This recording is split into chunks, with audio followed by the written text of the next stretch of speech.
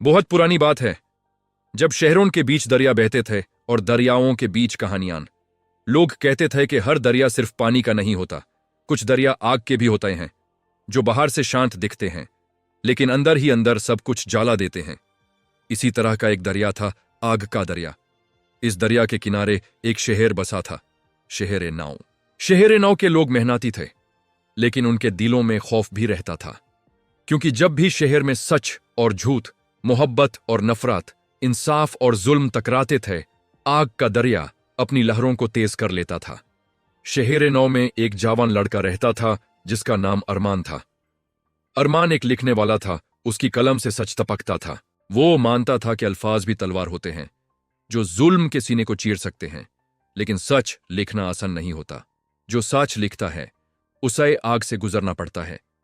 उसी शहर में जोया रहती थी, एक बेबाक औरत जो खामोशी को गुनाह समझती थी।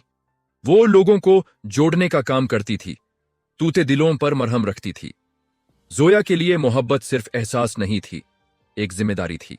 अरमान और जोया का मिलना इत्तेफाक नहीं था। एक शाम आग का दरिया के किनारे, जब सूरज डूब रहा था और आसमान लाल हो रहा था, दोनों आमने सामने आए। अरमान अपनी डायरी में कुछ लिख रहा था और जोया दरिया को देखती हुई सोच रही थी कि आग और पानी का रिश्ता क्या होता है। तुम लिख क्या रहे हो? जोया ने पूछा। सच, अरमान ने जवाब दिया, लेकिन डर लगता है कि यह सच किसी को जला ना दे।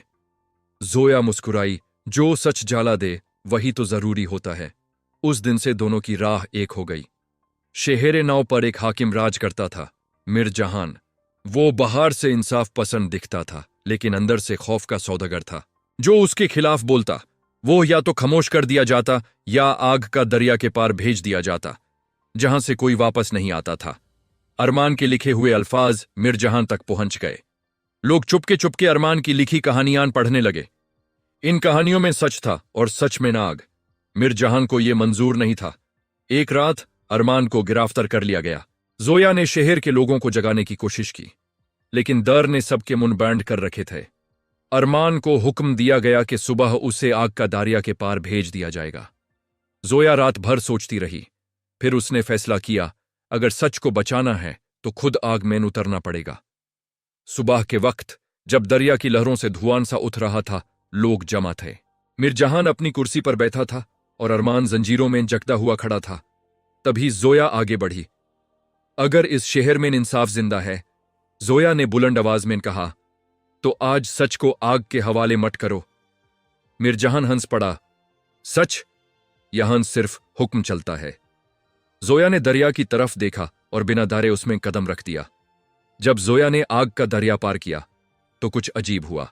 जहां लोग जलने की उम्मीद कर रहे थे, वहां आग बुझने लगी। दरिया की लहरों ने रंग बदला और धुआं हवा में गुम हो गया। लोगों को समझ आ गया कि आग का दरिया आग से नहीं, डर से भरा हुआ था। जिस दिन कोई दार के बगैर उसमें उतरा, उस दिन दरिया अपनी ताकत खो देता है। जोया ने दरिया पार कर लिया। अरमान की जंजीरें धीरे धीरे टूटने लगी। लोगों के दिलों का खौफ भी टूट गया। मिर जहान की कुर्सी हिल गई। शहर नाव में नया सवेरा हुआ। मिर जहान का जुल्म खत्म हो चुका था। अरमान ने फिर लिखना शुरू किया, अब और भी ज्यादा सच। जोया ने लोगों को सिखाया कि खामोशी कभी भी अमन नहीं लाती। आग का दरिया अब भी बहता है, लेकिन अब वो सिर्फ याद दिलाता है कि जिंदगी में सबसे बड़ी आग दर होती है और सबसे ठंडा पानी हिम्मत। और जो हिम्मत के साथ सच बोलता है, वो हर आग का दरिया पार कर लेता है। खात्म।